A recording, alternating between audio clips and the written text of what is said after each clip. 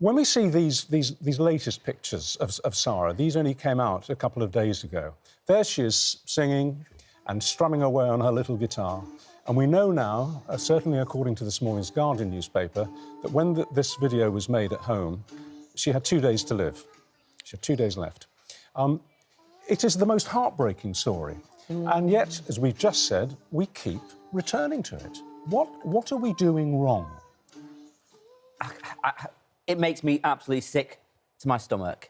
And as you run through the stories of so many beautiful children whose lives have so cruelly, so evilly been taken away from them, it makes me absolutely incandescent with rage as well. The state is supposed to be there to protect children. They are vulnerable because they are children. And why is there failure after failure after failure? If I was still in politics, if I was a government minister, I would be demanding some sort of overriding inquiry now into why these services have continued to fail over many, many years. How can we carry on letting this happen? One of the things I used to do when I was an MP, I used to do a lot of campaigning around support for children whose parents have an alcohol problem or substance misuse problem. That's a personal issue for me because my dad had an alcohol problem.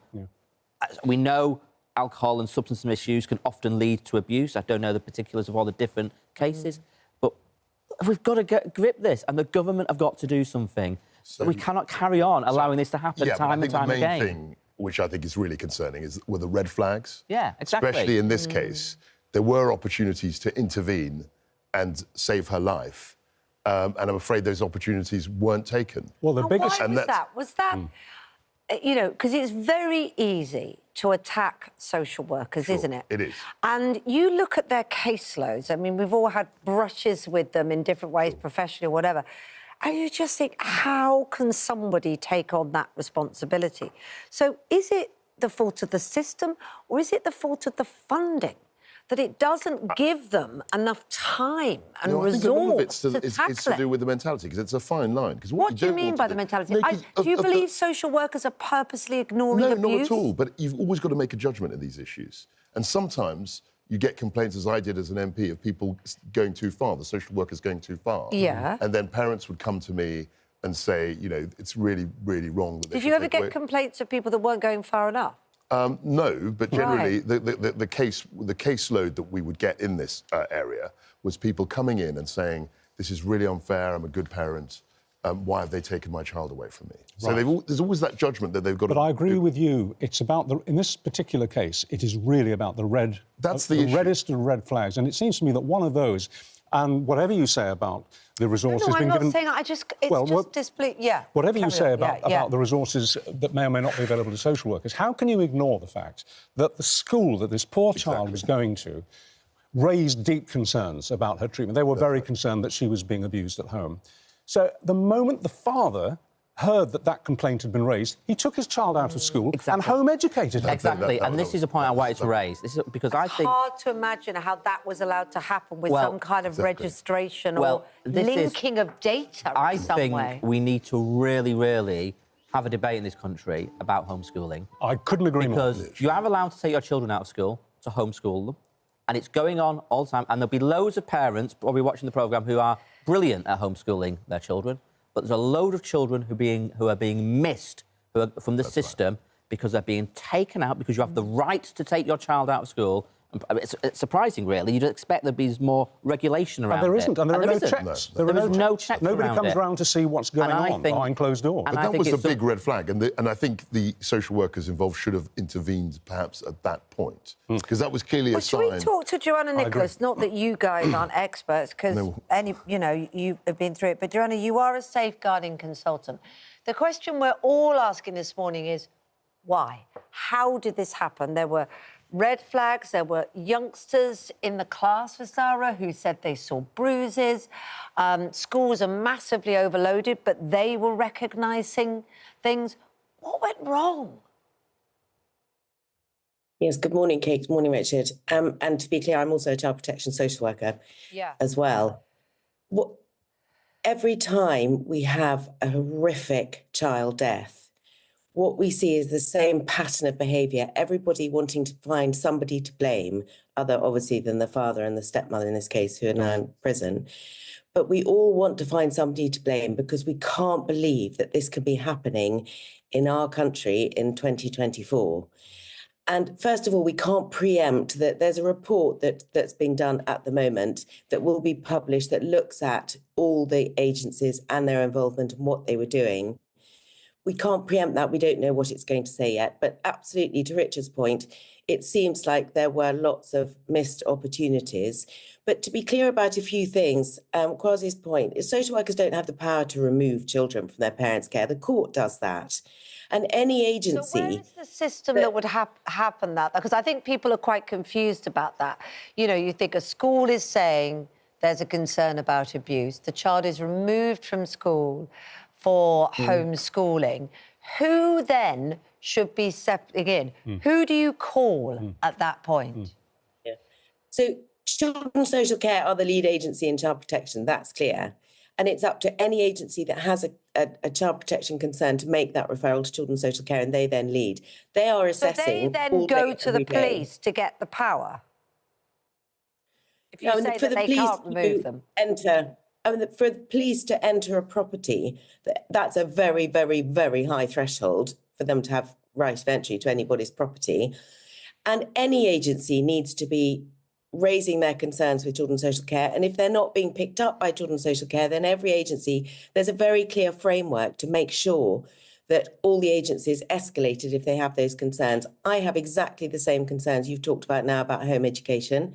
We know that, to the point, lots of people do it very well, that's all fine, but we also know that a disproportionate number of children who are electively home educated have actually been pulled out of the system because the parents and guardians don't like the concerns that the schools have about their child, so they take them out. We know it is a huge problem.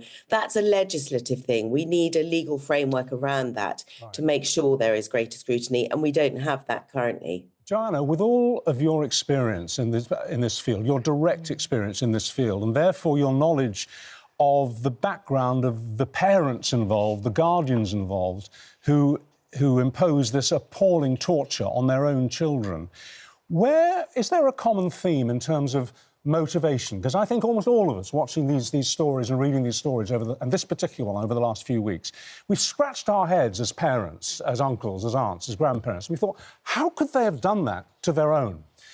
Can you enlighten us at all? Is there a common theme in terms of the motivation for this kind of sadism? It's an interesting question, Richard. And in my experience, what we see is individuals who are doing these unbelievably horrific things to children are generally hugely inadequate human beings themselves. And they've had experiences in their life that have led them to become the person that they are.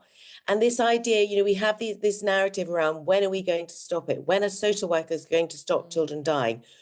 We are never going to get to a point where we don't see this kind of evil in parents and guardians of children. Unfortunately, those individuals will always exist.